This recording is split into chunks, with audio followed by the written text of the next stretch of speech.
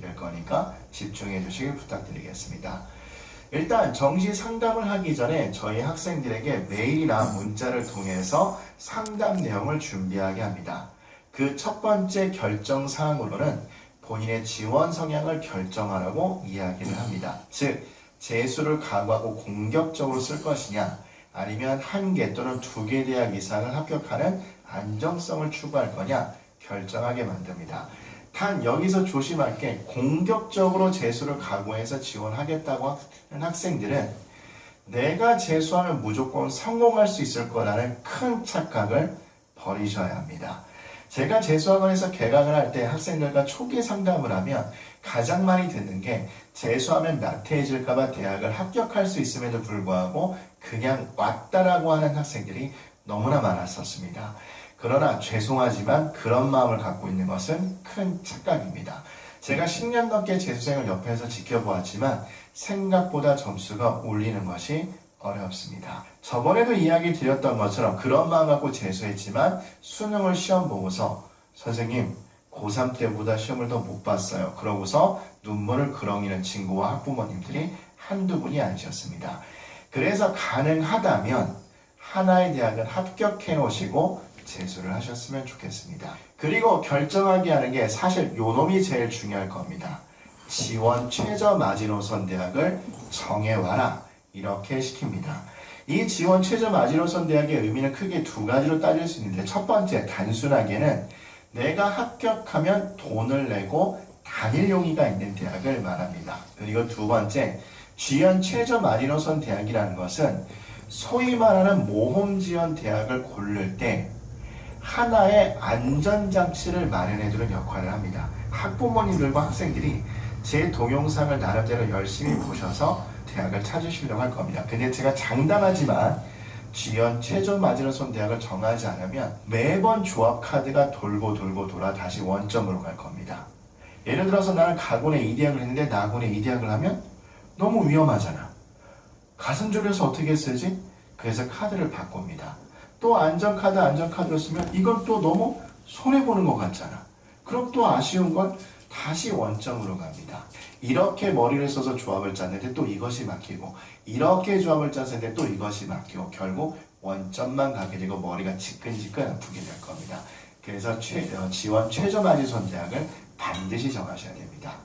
그리고 당연한 얘기겠지만 모험 지원 대학을 선별하셔야 됩니다. 그리고 교차 지원을 할 건지, 죄송한 얘기입니다만 문과는 극상위권 빼고 교차 지원하기가 사실 힘들죠.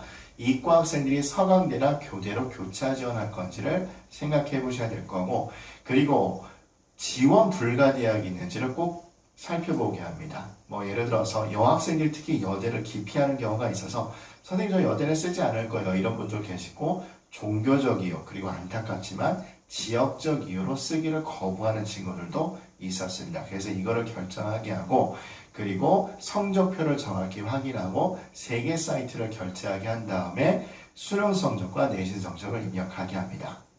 그러면 저는 개인적으로 어떤 준비를 하느냐?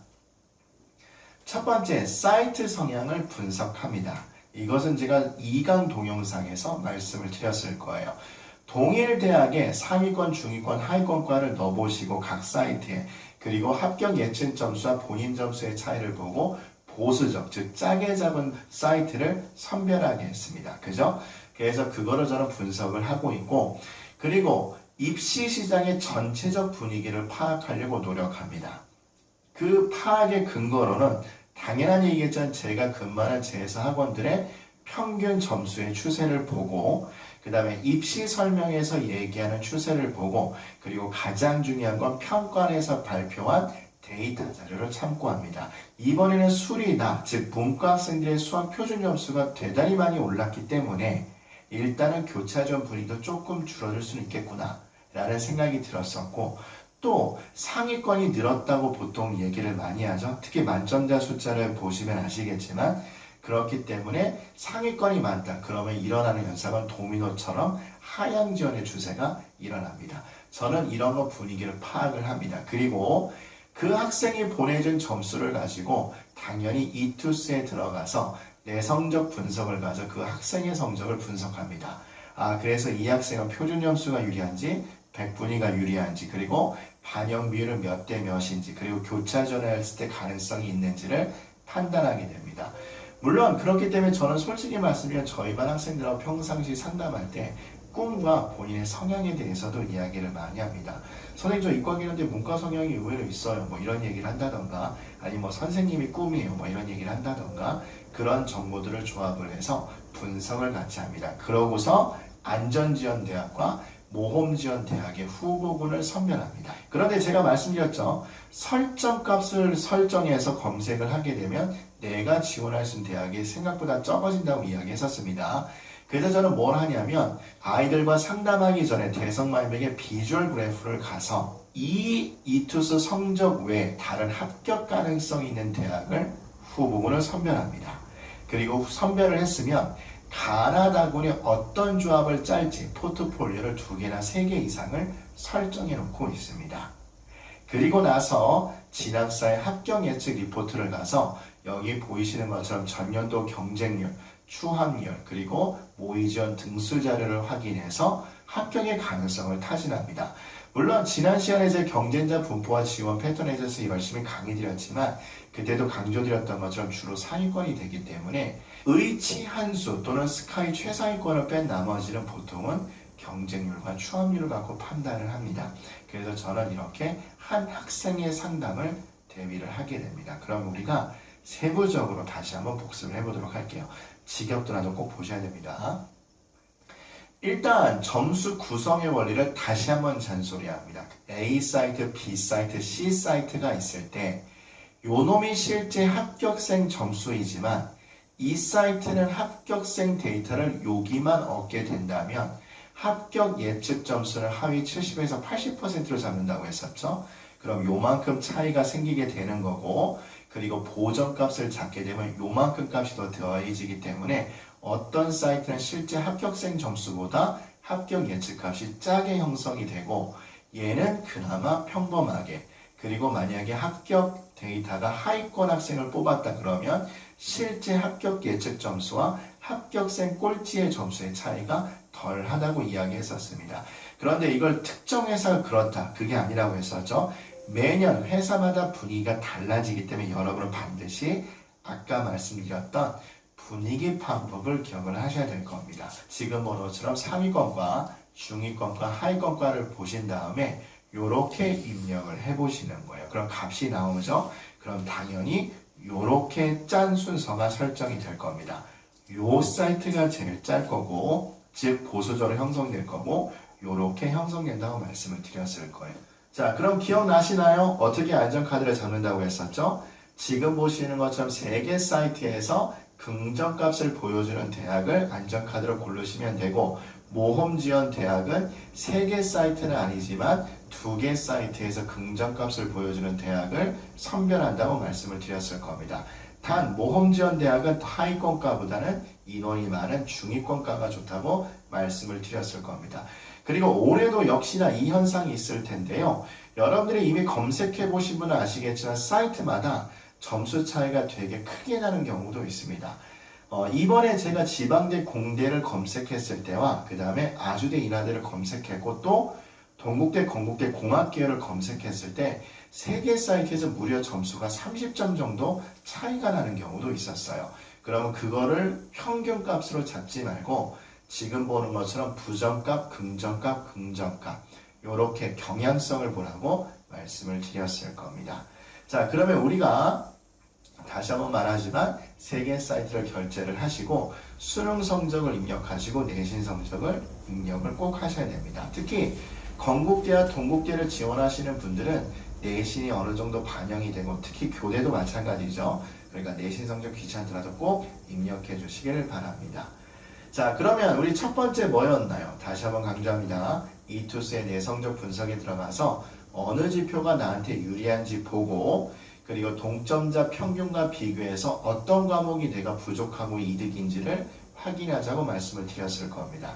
이게 다시 한번 말하지만 안전지원대학과 모험지원대학의 선별 기준이었습니다. 그러나 여기에 제가 다시 한번 강조드렸지만 대성마이맥을 통해서 이 기준 외 다른 대학도 반드시 검색을 해보셔야 된다고 이야기 드렸을 거예요.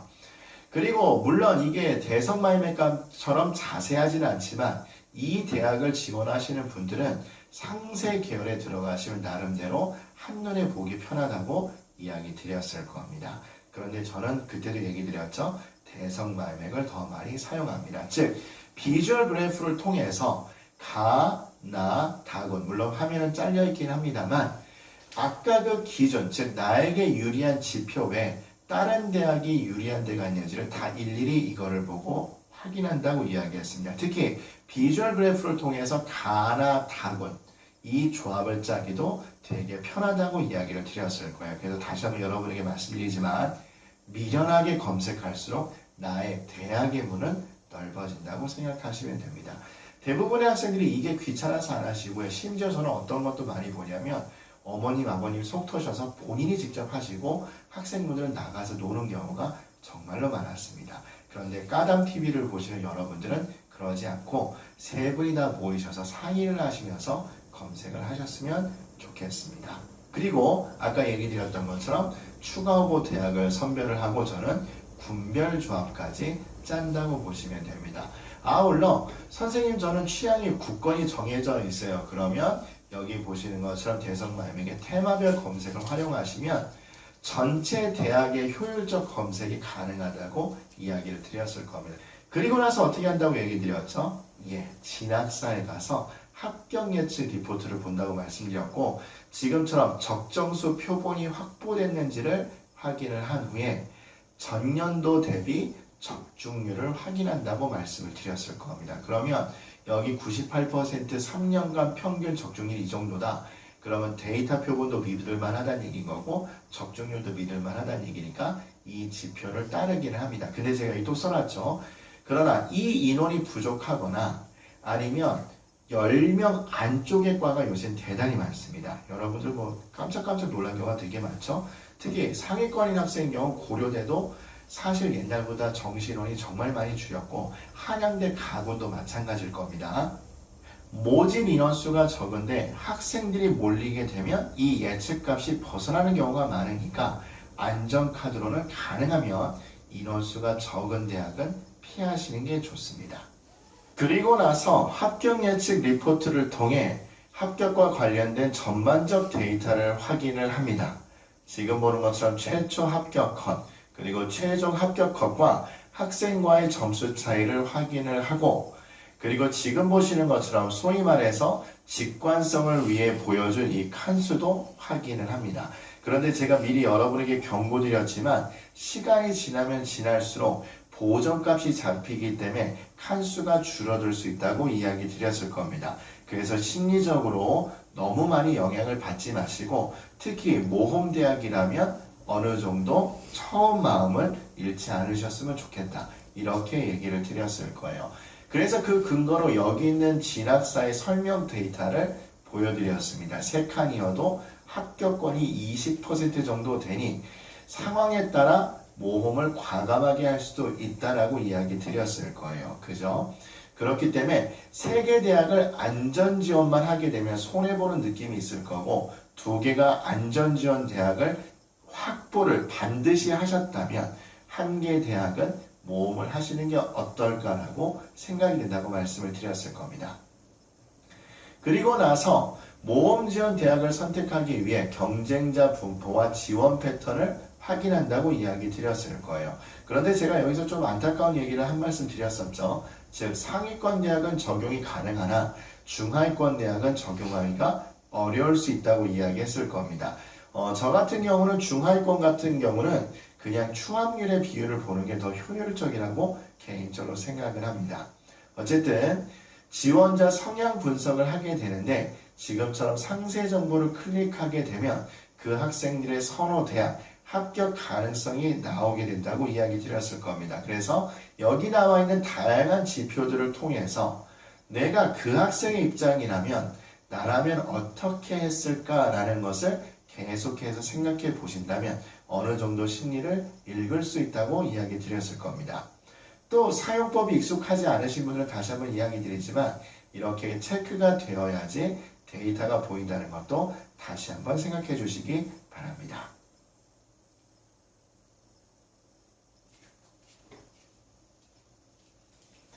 자, 여러분 화면에 보이시는 것처럼 과연 좋은 컨설팅이란 어떤 것을 이야기할까요? 단순히 합격 위주로 컨설팅하는 게 좋을까요? 이런 생각이 강하게 들어서인지 몰라도 요새 컨설팅 관련 유튜브 채널을 보면 땡땡 대학교 합격 가능 점수 또는 몇 등급 학생이 지원할 수 있는 대학 이런 주제로 내용들이 많이 있는 것처럼 보입니다. 물론 그 자료도 너무나 유용한 자료이기 때문에 그런 정보가 나쁘다라고 이야기하는 건 아니니까 오해하지 않으셨으면 좋겠습니다. 그런데 제가 유튜브 채널을 그런 식으로 작성하지 않는 이유는 나름대로 합격 위주로 하는 것도 좋긴 하지만 현실적 문제를 반영해 주는 것이 정말 좋은 컨설팅이라고 생각했기 때문입니다. 예를 들면 단순히 합격만 하는 것이 아니라 들어가고 나서 졸업했을 때 진로 그리고 학생들과 학부모님들의 대학교 네임밸류에 대한 갈망 또는 모험대학을 떨어졌을 때 안전지원 대학에서도 졸업 후의 진로를 어느 정도 보장될 수 있는가 저는 이런 것까지 같이 생각해서 컨설팅을 하고 있습니다. 그래서 저는 실제로 담당 과목은 영어이긴 하지만 요새 경제지를 정말로 많이 봅니다. 그래서 앞으로 전망이 밝은 산업, 사양 산업, 그리고 또 특히 문과 같은 경우는 학생들이 갈 때 고민이 많은데 문과 학생들이 갈 수 있는 진로 정말로 연구를 많이 해서 상담을 많이 진행하고 있습니다. 개인적으로 유선 상담, 그러니까 핸드폰으로 하는 상담보다는 가능하면 모셔도 꼭 대면 상담을 하셨으면 좋겠다라고 이야기하는 게 저는 이런 정보들을 같이 이야기하고 싶어서 그래요. 그래서 제가 실제로 우리 학생들은 어떻게 상담을 해드렸는지 실제 사례를 보여드리도록 하겠습니다. 단 조심하실 게 지금은 워낙 환경 자체가 좀 복잡해져서 제가 수치를 구체적으로 보여드리면 여러분이 오히려 혼돈을 느끼실 수 있을 것 같아서 그냥 단순 추정치만 보여드리도록 할 테니까 여러분들 이렇게 분별조합을 잡으면 되겠구나 라고 생각하시면 될 것 같습니다. 일단 저는 다군에서 기본적으로 안전지원 대학은 찾지는 않습니다. 예를 들어드리면 작년에는 국어가 난리가 나서 하향지원 추세가 대단히 많이 일어났었습니다. 그래서 저희 반 학생 한 명 상담을 했을 때 가나 다군에서 건국대가 꽤 안정권으로 3개 사이트가 다 떴었어요. 그런데 문제는 뭐냐면 하향지원이 돼서 3개 사이트의 예측값이 다 틀린 적도 있었습니다.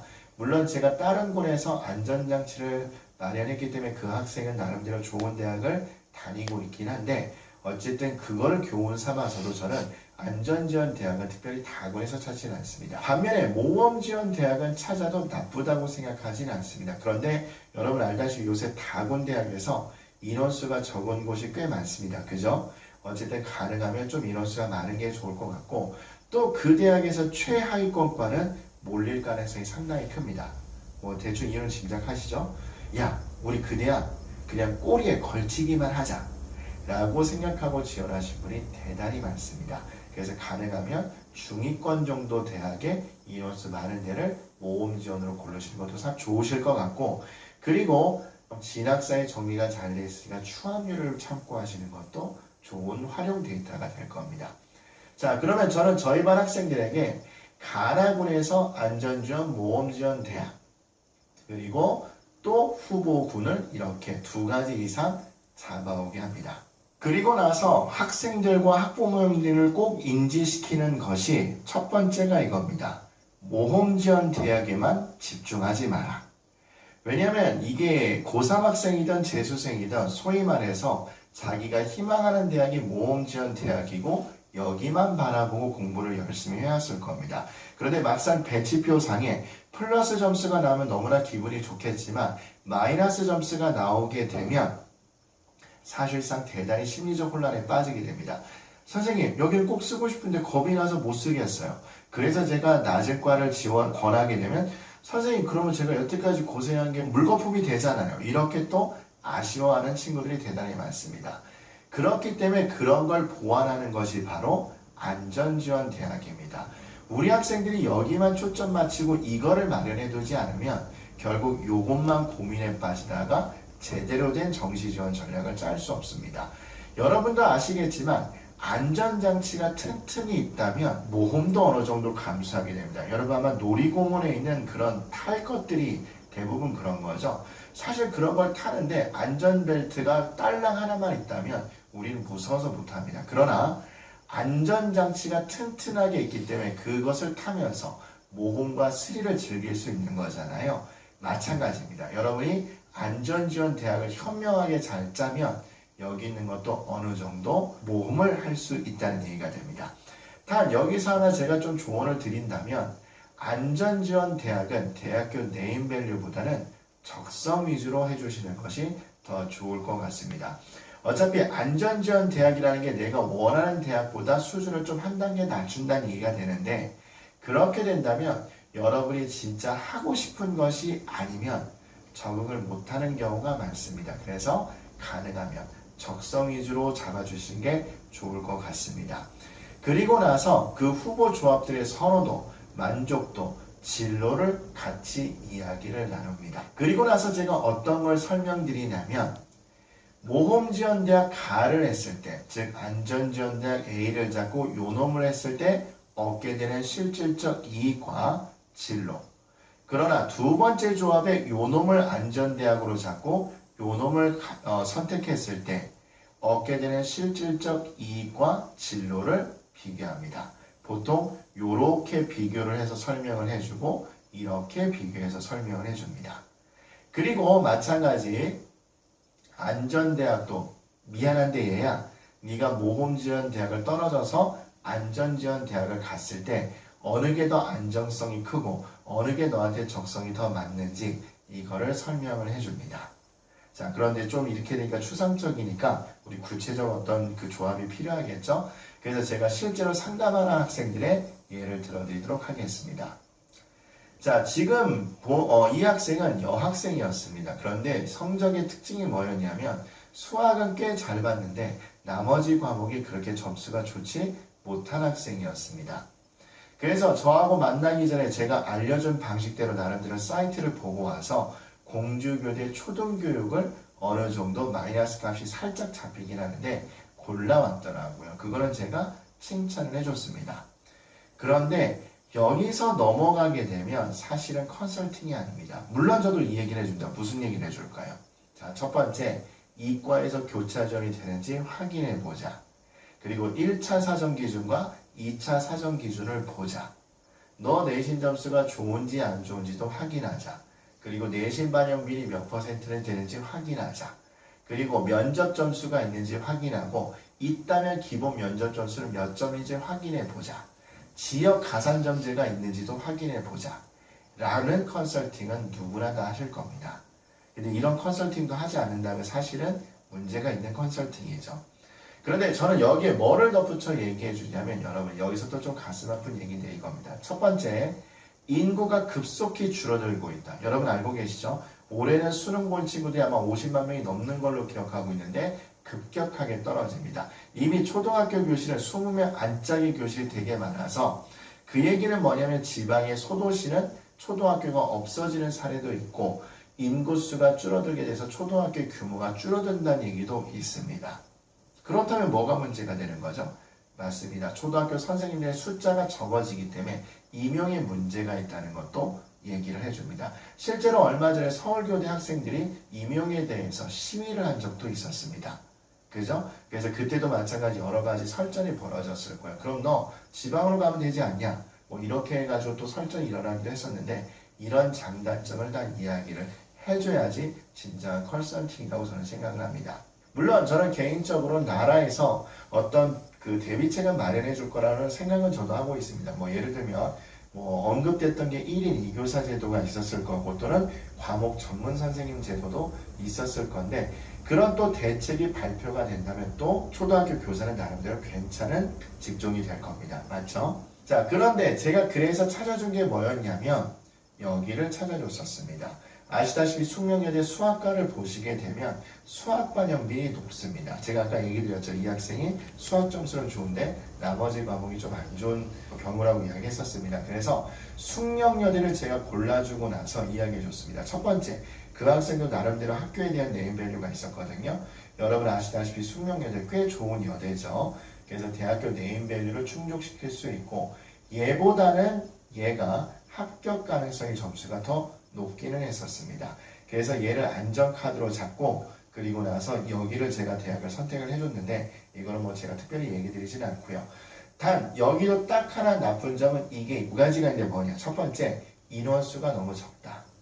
그래서 이거는 원서 첫날 지원하지 말고 눈치 작전을 보다가 지원했으면 좋겠다라고 이야기해줬고, 그 다음에 아시다시피 여기는 단순히 수학과이기 때문에 만약에 선생님이 되고 싶다면 숙명여대는 제가 지금 기억이 가물가물합니다만 수학교육학과가 있는지를 확인해보고 교직이수가 되는지를 꼭 확인해보라고 제가 시킵니다. 만약 그렇게 된다면 교직이수를 하는 것도 좋겠다라고 이야기를 드립니다. 그런데 그렇다면 이점은 또 여기에 있는 거죠. 어쨌든 여기는 어쨌든 선생님 자격을 임용고시를 통과하면 얻을 수 있게 되는 거니까 그런 장단점을 비교를 해줍니다. 이런 것이 바로 컨설팅이지 않을까라고 생각이 들고요. 그리고 또 두 번째 사례는 이거였습니다. 남학생이었는데 그 학생이 물리를 꽤 좋아하는 친구였습니다. 그런데 안타깝게 수학하고 과탐에서 점수가 제대로 나오질 않아가지고 경희대 물리학과 상향 지원으로 떠서 사실상 마이너스 점수 차이가 꽤 크게 났었습니다. 그리고 나름대로 이제 본인이 찾아온 게 항공대였었는데, 근데 이 학생은 전제가 두 가지였어요. 모험적으로 쓰되 삼수도 각오한다였고 지방 국립대는 가기 싫다는 거였습니다. 그런데 제가 아무리 계산을 해봐도 얘가 사실 될 가능성이 희미하더라고요. 그래서 학생과 학부모들에게 그 이유를 차분하게 설명을 해줬었습니다. 그리고 삼수를 하더라도 올해는 무조건 하나 걸치는 게 좋다고 해서 저는 이렇게 조합을 바꿔줬습니다. 일단 항공대는 아이가 마음에 들어하는 눈치여서 한국항공대 항공우주 기계를 써줬는데 이것도 어느 정도 적정이 떴고, 그리고 과기대 자동차 기계를 저는 추천을 해줬는데 저는 이거를 생각했어요. 첫 번째 뭐냐면 이 두 대학의 특징을 보시면 아시겠지만 특화된 학교입니다. 자, 제가 여러분한테 질문할 테니까 잘 보셨으면 좋겠는데, 자, 전자공학과는 어느 대학에 있을까요? 또는 제가 전공한 영문과는 어디 학교에 있을까요? 라고 질문을 했다면 솔직히 말씀드리면 서울대부터 제주대까지 다 있을 겁니다. 그 과의 개수가 대단히 많죠. 그러면 비행기 전문학교는 어디가 있느냐라고 물어본다면 첫 번째 나오는 게 한국항공대가 될 겁니다. 여러분 알다시피 우리나라 인천공항이 되고 우리는 동북아 허브를 꿈꿔서 나라에서 정책적으로 김포공항이 있음에도 불구하고 인천공항을 설계를 해서 만들어서 지금은 세계 3위인가 아마 안에 들은 정말 훌륭한 공항이 됐습니다. 근데 그렇게 된 이유는 뭐냐면 결국 물류의 중심점도 만들지만 인적 교류의 중심으로도 만들고, 어차피 우리는 지정학적 위치에 따라 배도 있긴 합니다만 비행기가 훨씬 유리하기 때문에 그렇죠. 더더군다나 안타까운 우리나라 남북 분단 현상이 우리에게 무기라는 어떤 산업을 발전시키게 했습니다. 그럼 여러분 이미 눈치채고 있었겠죠. 사우디에서 얼마 전에 난리가 났었죠. 근데 그게 고가의 장비가 투입된 게 아니라 여러분 이미 이 얘기 들었겠죠. 드론이 투입된 작전이었다고 얘기를 들었습니다. 물론 중국이 드론 꽉 잡고 있는 것도 저도 압니다. 그런데 어쨌든 간에 비행기는 이렇게 응용 분야가 넓게 되는 거고, 또 자동차도 마찬가지죠. 자동차는 어디에 있냐? 그럼 여러분 알다시피 한양대가 있을 거고 국민대가 있을 거고 과기대가 있을 거고 대림대가 있을 겁니다. 그러면 지금처럼 특화된 과를 가는 것이 오히려 더 저는 좋다고 생각합니다. 예를 들면 여러분 알다시피 아마 2030년으로 기억하고 있는데 유럽에서는 아마 석유 엔진, 즉 내연기관이 아마 생산이 안 되는 걸로 알고 있습니다. 환경오염이 되게 심각해져서. 그러면 어쩔 수 없이 수소자동차나 전기자동차로 전향이 될 겁니다. 일본의 유명한 상표 전기자동차 있는 거 알고 계시죠? 물론 미국에도 있는 걸로 알고 계시고 우리나라도 마찬가지 후발주자가 있긴 합니다만 수소자동차도 아마 우리나라가 꽤 발전이 세게 된 걸로 알고 있습니다. 그런 걸로 본다면 2030년 전후, 물론 지금도 이미 일어나고 있긴 합니다만 무인자동차까지 합치게 되면 혁명의 시대가 올 겁니다. 그렇다면 이 두 개를 가는 것이 엔간한 중위권 전자학과를 가는 것보다 더 좋다고 저는 얘기를 해줬고, 또 노골적으로 삼수를 한다. 그러면 좀 이것도 표현 웃기긴 합니다만 얘가 국립대이기 때문에 등록금이 쌀 겁니다. 그러면 손해를 보는 것도 없겠죠. 그러면 최악은 여기를 간다 할지라도 손해보는 건 없고 삼수를 해서 성공한다 그래도 피해는 최소화될 수 있다고 저는 생각을 했었습니다. 그리고 또 어떤 사례가 있었냐면 이제 이런 사례가 있었죠. 이 아이는 어쨌든 의치 한 중에 하나를 갔으면 했었는데 안타깝게 점수가 별로 좋지 못했었습니다. 그래서 이미 본인이 찾아온 대로는 지금 보는 것처럼 경북대 전자과학을 찾아오긴 했습니다. 경북대는 지방 국립대 공과대학 중에서 꽤 센 대학에 속합니다. 공과대학은 여러분 알다시피 순위가 다 바뀌는 건 알고 계시죠? 민감한 문제이기 때문에 제가 대학교 이름을 구체적으로 언급을 못하지만 엔간한 인서울에 있는 공과대학보다 여기를 더 세게 잡아주는 경우가 많습니다. 제가 얼마 전에 흥미로운 기사를 봤는데 여러분도 금방 찾아볼 수 있을 겁니다. 소위 말하는 삼성인의 CEO급에 해당되시는 분들의 학력을 조사해 봤더니 물론 당연한 얘기겠지만 유학파와 서울대, 카이스트 분들이 많긴 하셨는데 경북대, 그 다음에 부산대, 광운대, 그리고 이나 아주대 공대 출신 분도 계셨었습니다. 그럼 그런 걸 보면 그래도 나름대로 공대 강자인데 어쨌든 그 학생은 요거에 대한 미련을 버리지 못해서 한의라도 갔으면 하는 마음에 요 대학을 선정해 왔었습니다. 그런데 제가 이런 설득은 마찬가지 열심히 했었습니다. 눈치를 보니까 나름대로 삼수를 생각하고 있었던 터라서 저는 요렇게 방향을 잡아줬습니다. 그러니까 이거는 그냥 해보고 그래도 점수차가 있어도 되긴 힘든데 얘보다는 얘를 쓰도록 하자라고 이야기를 했었습니다. 여러분 알다시피 나학원의 국민대 자동차 RT 융합은 꽤 국민대에서 밀어주는 과인 걸 알고 있는데 아까 제가 설명드렸던 이유로 이렇게 조합을 짜 주었습니다. 그러면 이 학생은 여길부터도 상당히 좋긴 하지만 여길부터도 제가 볼 때는 앞으로 전망은 절대 어둡지는 않을 겁니다. 자, 그러면 여러분에게 내주고 싶은 숙제는 뭐냐면 아까도 얘기 드렸던 것처럼 모험대학과 안전지원대학을 여러 가지 후보군을 찾아본 다음에 그리고 나서 여러분 인터넷 저보다 검색을 더 잘하니까 그것과 관련된 기사들을 검색을 해보시고 향후 진로를 파악하시는 게 대단히 중요할 거라고 생각이 듭니다. 오늘도 끝까지 저하고 함께 해주셔서 정말로 감사드립니다. 이번 정시 컨설팅 시리즈로 여러분 정시 지원에 좋은 결실 있기를 간절히 기원합니다.